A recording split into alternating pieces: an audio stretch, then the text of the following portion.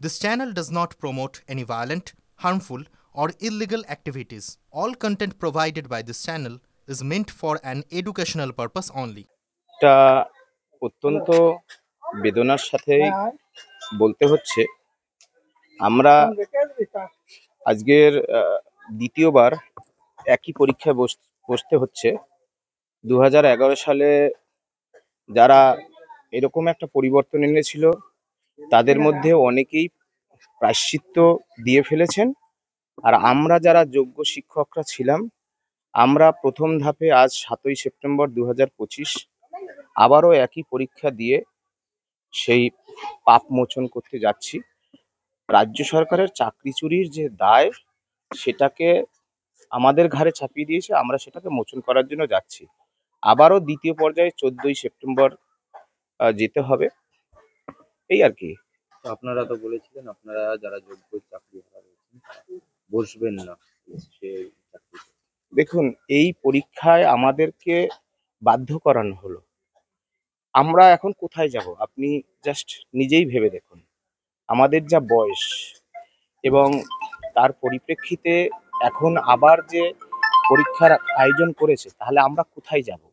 স্বাভাবিকভাবেই আমি যাদের পরামর্শে চলি, আমার মা বাবা বা পরিবার, আত্মীয় স্বজন, আমার সংগ্রামী সাথী চাকরিহারারা, তাদের আমার প্রতি বক্তব্য ছিল, আমি তো পড়ার সুযোগ পাইনি, যে পরীক্ষাটা অন্তত বসো।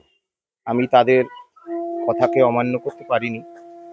এই পরীক্ষা দেবার আমার বিন্দুমাত্র ইচ্ছে নেই, কিন্তু সবাইকে নিয়ে চলতে হয়, তাদের আবেগ অনুভূতির মর্যাদা দিতে আমি ফের আবার পরীক্ষায় বসলাম। এই পরীক্ষা অত্যন্ত যন্ত্রণার, অত্যন্ত বেদনার।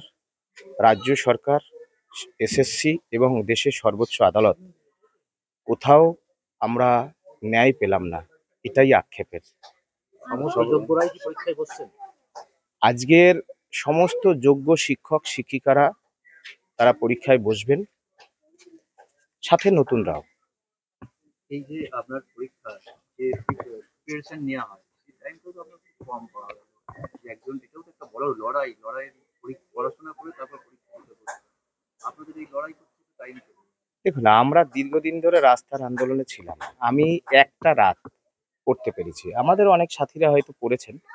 এখন বিষয় হচ্ছে, আমার যে সাবজেক্ট বায়োলজিক্যাল সায়েন্স বা লাইফ সায়েন্স, তাতে 18টা স্ট্রিম।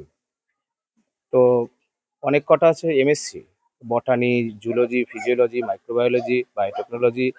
তো স্বাভাবিকভাবে চ্যালেঞ্জ আছে, একটা কম্পিটিটিভ পরীক্ষা।